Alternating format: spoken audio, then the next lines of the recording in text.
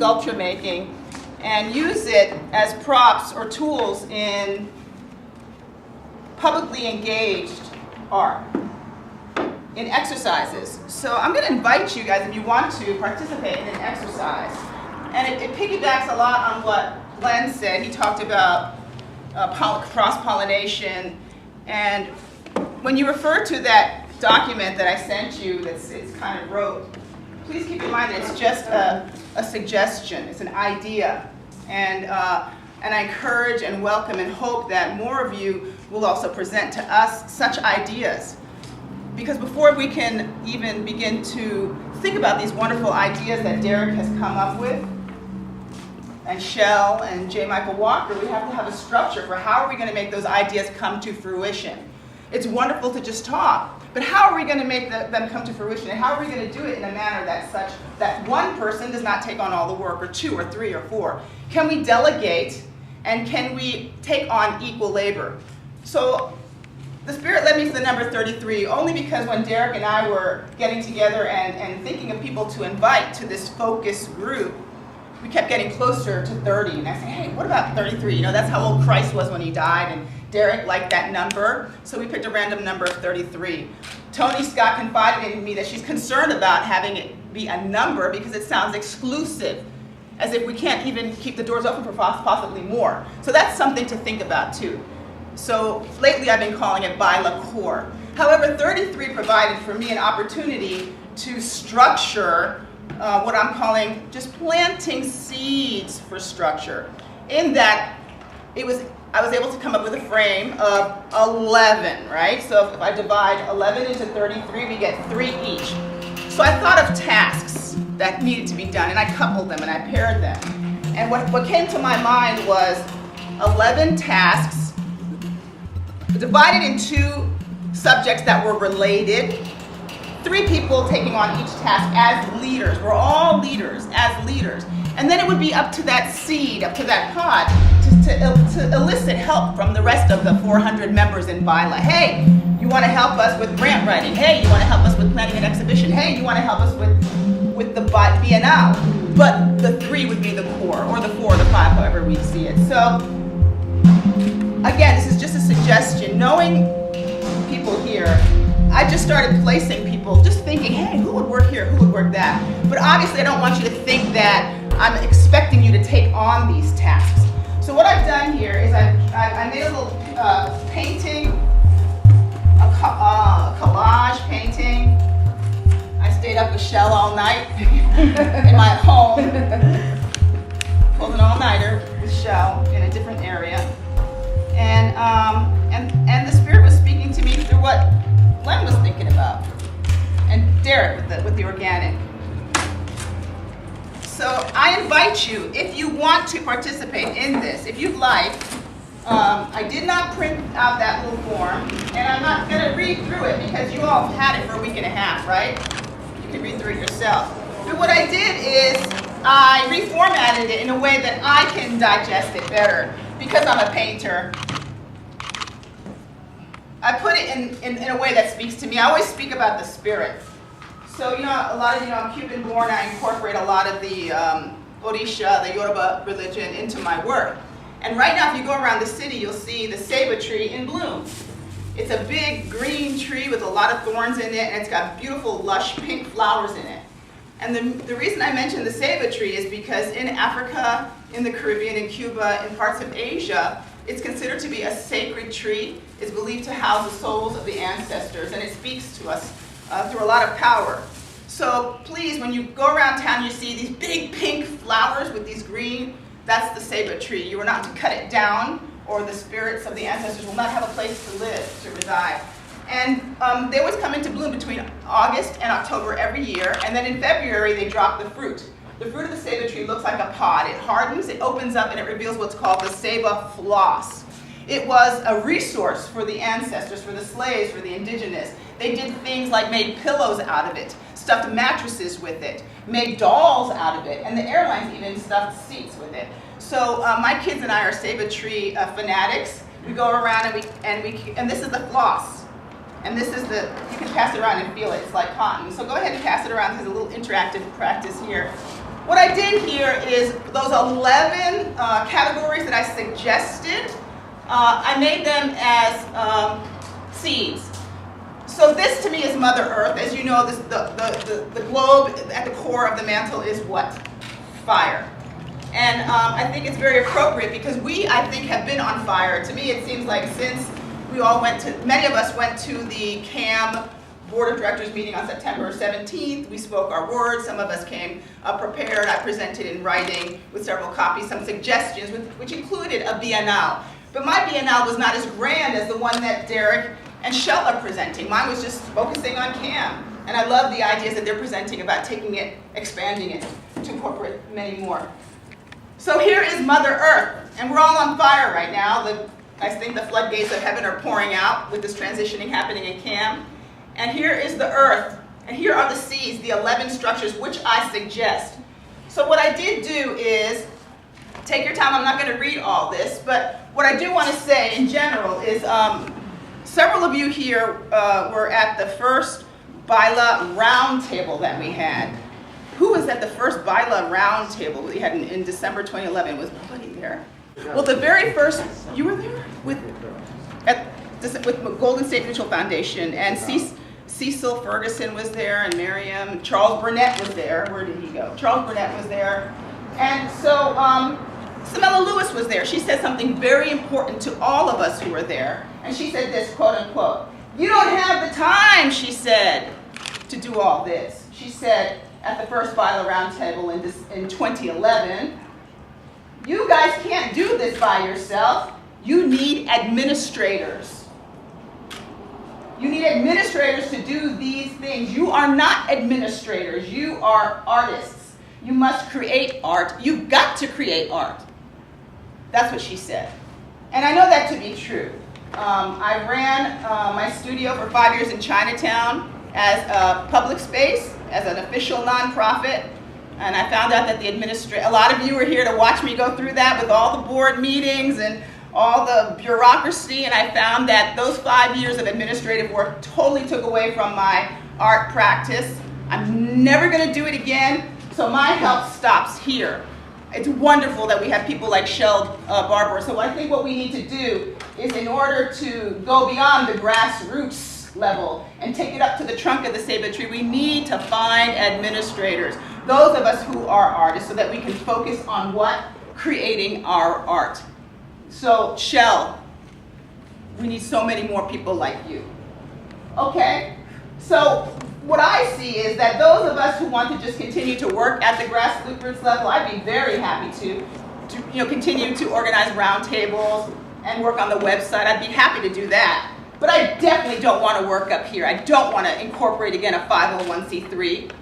I don't want to open up a bank account again. Someone's going to have to do that, I don't want to build this kind of institution anymore. However, building that is definitely more powerful, and we need to do that.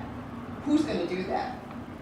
What I would like to do, however, is have a BAILA Artist Advisory Board, so that we artists can just advise the administrators, such as Shell, if she wants to be an administrator with her whole team. Hey, this is what we think about the administrating that you're doing. Here's what we think you should be doing with our money in the bank account. Because I'm not going to have anything to do with that. I'm not going to file any more taxes. So I invite you, if you would like to, and you don't have to, you can all skip it. If you want to, here I'm going to read them out, to just take some tape and put your face in an area that interests you. And I would suggest that we try to be as balanced as possible and try to keep it to as close to 3 in a pod as possible, because we need to balance the work. For example, the committee, so to speak, or the pod or the seat that's working on grants. We'll need to also speak to the committee that's working on studio visits and collectors, because it's pertinent for those people, for the professors who are going to recommend you, or the collectors who are going to recommend you to come into your studio and do a visit. And the reason I put Michelle Papillon in that one, for example, that if she were to help out with the collections and the studio visits, it would be like a double benefit for her, because in doing that and getting that information from everybody else, she could also bring those collectors to Papillon Art Gallery. So that's why I put that for example, if Michelle were interested in that whatever, or whomever works on the collectors and bringing the collectors to the studio visit, Michelle Papillon's gallery will ultimately benefit, because that artist could say, hey, look, you don't like my art, Mr. Rich Collector, but check out Michelle Papillon's gallery. She's representing a whole bunch of artists. And again, these are just my suggestions. You might see some categories, some tasks that aren't mentioned here. You might say, hey, Lily, hey, I don't like this mentoring and community outreach. You need to add this to that, or you need to add this to that, or this is redundant, or you need another pod, okay? So I'm going to read them out to you. And I put some of us on really close to the fire, because I think some of us are really on fire right now. But anyway, there's the press and the media. Okay, that's key. We have Greg Pitts, who writes beautifully for us. He gets published in mainstream art periodicals. Thank you. Do whatever you want to do, but that's why I put you there. We have Tika Lark Fleming, who has her own newspaper, the Larchmont Chronicle. Over here we have roundtables and websites. That's where I want to stay, if you don't mind. So I'm going to put my little face here. And just like supposed to be roundtables and websites? No, this is just my ideas. And the only reason I put those two together is because the website is really instrumental in getting roundtable discussions. Well, that's where I'm trying to think. Cut my name out and stick it on there too. Yeah, and the reason I picked you is because you're really good with web designing. For these roundtables that I organize, it literally takes me about a year to secure roundtables with the institution. I've been talking with the Getty Museum for a year and a half and meeting with them. And so we're having our next roundtable with the Getty Museum and the Getty Research Institute together on November 4th, okay?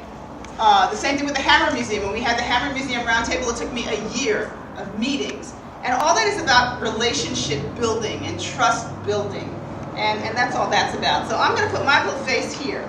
And I'm going to read these out, and I would invite you can all come at the same time, and this is the end of my presentation.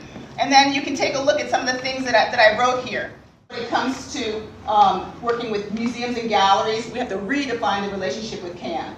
With art galleries, I recently had a painting on exhibit in one of the Culver City galleries, and Walter Maciel said to me that he is very concerned that art galleries are going to become extinct because of the art fairs and because collectors are now going straight into the artist studio and buying straight from the artist. So when the group who deals with museums and galleries, I would suggest that they take all this into consideration, that they expand the horizons and look at New York. Whoever's going to work on exhibitions and publicity, to remember that you got to get Black Hollywood and White Hollywood. So there's a little white reporter saying here, I love black art too. There's radio, there's talk shows, Queen Latifah. Let's see. For crits and workshops, I think this is absolutely key that we have crits and workshops, because we have to have a strong body of work. That's paramount. And in that crits and workshops, some suggestions that I had, for example, we could bring professors in from UCLA, USC, CalArts to give the crits. They had a talk about a year and a half ago. I went to it. And they were presenting the work that they were doing, the money they were giving to revitalize downtown LA. Ogugarai was there talking, CalArts was there talking, UCLA was there talking. So I would suggest, and I spoke with the director of Art Space, those of you who are CalArts graduates, you have an edge here with that art space. And UCLA graduates as well, because they're working already with UCLA and CalArts graduates. Mentoring and community outreach. We have a wonderful person, Dr. Jordan Harris, who's come to every BAILA meeting practically. She is an art collector. But on top of that, she ran a very successful mentoring program at Cedars-Sinai. She has been talking to me for months, encouraging me, Lily, you need a mentoring program. You got to help out those poor Black visual arts students in graduate school and undergrad, like myself, just a couple of months ago, who are suffering and need to understand how to navigate the boundaries. So that's a very important thing. That's why I put you, Dr. Jordan Harris, in there. We have, of course, research and education is key. We've got the biennales. We need to do a lot of research on the biennales. Let's see, BAILA, Facebook, and individual grants. The reason I put individual grants down here is because the big grants come up here at the corporate level, right, the incorporation level.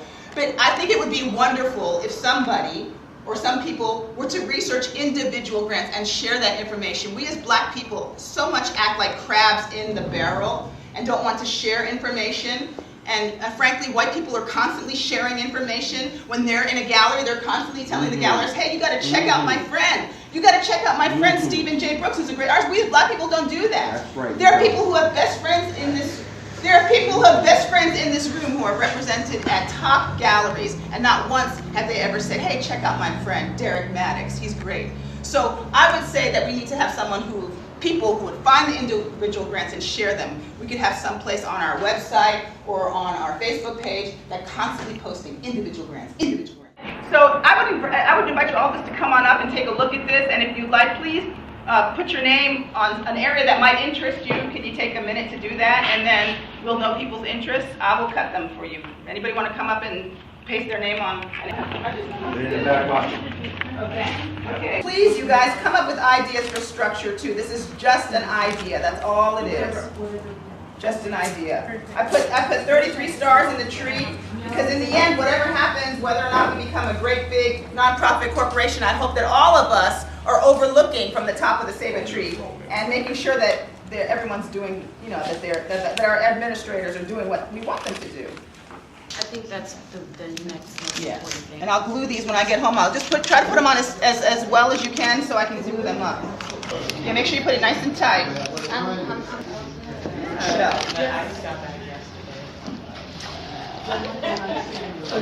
Everybody, this is Ashley Nash, USC journalism graduate student.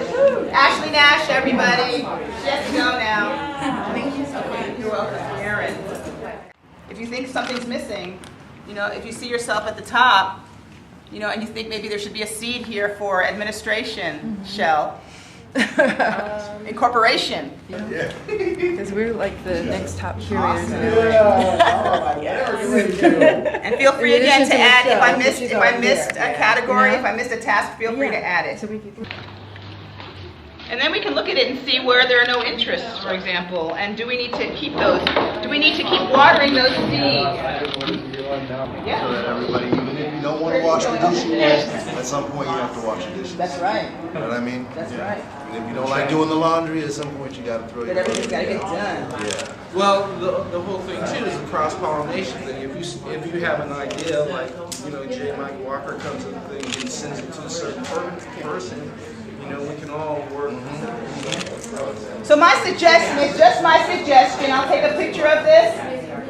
My suggestion would be that you guys who ended up in the same seed or the same area to get in touch.